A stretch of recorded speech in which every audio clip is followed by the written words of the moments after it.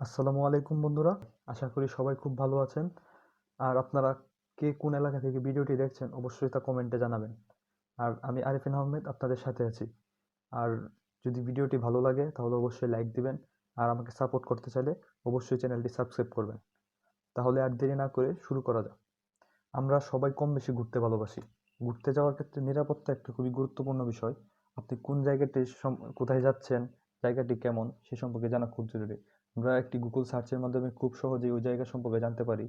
আপনি ওই জায়গায় গিয়ে কোথায় থাকবেন সে সম্পর্কে, হোটেলের লোকেশন, হোটেল কেমন তাও জানতে পারি। আর হোটেলের মান কেমন তা আমরা কিন্তু খুব সহজেই গুগল ম্যাপ ব্যবহারের মাধ্যমে তা জানতে পারি। তাই কোনো জায়গায় ঘুরতে যাওয়ার আগে আপনি কোন জায়গায় যাচ্ছেন, কোথায় থাকবেন সে সম্পর্কে একটু গুগল ম্যাপে রিসার্চ করবেন। এখন আমরা হয়তো অনেকেই জানি না যে গুগল ম্যাপ কিন্তু অফলাইনে সাপোর্ট করে। অফলাইনে সাপোর্ট করতে বলতে কি বোঝাচ্ছে যে আপনি গুগল ম্যাপে কোন লোকেশনে আছেন তা দেখার জন্য কিন্তু আপনার কোনো ডাটার প্রয়োজন পড়ে না।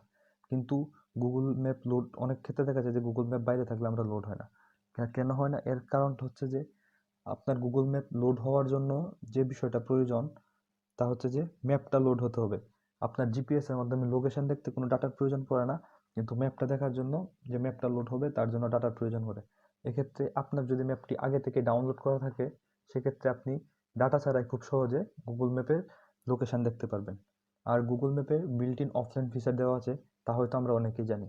চলুন দেখে নেওয়া যাক আমরা যখন কোনো জায়গায় ঘুরতে যাব সেই জায়গার ম্যাপ আগে থেকে আমরা কিভাবে ডাউনলোড করব। অথবা আপনি যদি বাংলাদেশের অধিবাসী হয়ে থাকেন তাহলে আপনি বাংলাদেশের পুরো ম্যাপটা ডাউনলোড করে রেখে দিতে পারেন। তাহলে এক্ষেত্রে আপনি বাইরে গেলে যদি আপনার ফোনে ডাটা নাও থাকে, আপনি কোন জায়গায় আছেন তা খুব সহজে দেখতে পারবেন। চলুন তাহলে দেখা যাক।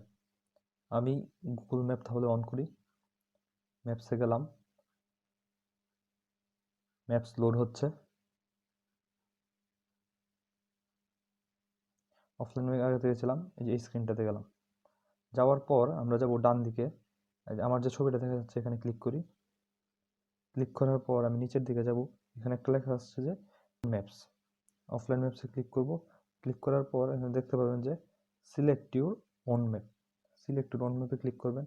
তারপর আপনি কতটুকু জায়গার ম্যাপ দরকার, এভাবে সম্পূর্ণ বাংলাদেশের ম্যাপও করতে পারবেন। ধরেন আমি যশোর ঘুরতে যাব, যশোরের ম্যাপটা আমি ডাউনলোড করে রাখি। যশোরের ম্যাপটা আমি ডাউনলোড করলাম। অ্যারাউন্ড 45 MB দেখাচ্ছে। তারপর ডাউনলোডে ক্লিক করব। ডাউনলোডে ক্লিক করলে ডাউনলোড শুরু হয়ে গেছে অলরেডি। আচ্ছা, আমরা ডাউনলোডটা কমপ্লিট করবো না, এটা ক্যান্সেল দিয়ে দিই। আমার কাছে আগের থেকে ডাউনলোড করা ছিল, ওইগুলো সম্পর্কে দেখি। ডিলিট দিয়ে দিলাম। এখানে আমি সেন্ট মার্টিনটা আগে থেকে ডাউনলোড করে রাখছিলাম। সেন্ট মার্টিন ম্যাপ, এটা আমরা খুব সহজে দেখতে পাবো। এই যে দেখেন, আমি যদি ডাটা করে দিই তাহলে সেন্ট মার্টিনের ম্যাপটা যেহেতু আমার ডাউনলোড করা, এখানে আপনি খুব সহজে কোনো প্রকার দেরি হচ্ছে না, একদম সাথে সাথে এসে যাচ্ছে। কিন্তু আমি যদি অন্য কোনো জায়গায় যাই, ধরেন যেটা আমার আগে থেকে ডাউনলোড করা না, এরকম একটা জায়গায় যদি আমি যাই,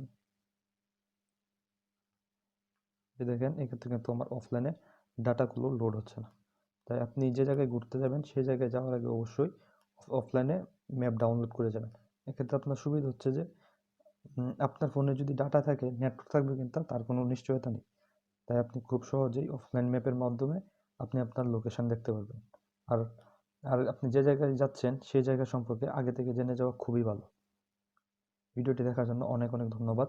ভালো লাগলে লাইক দিবেন।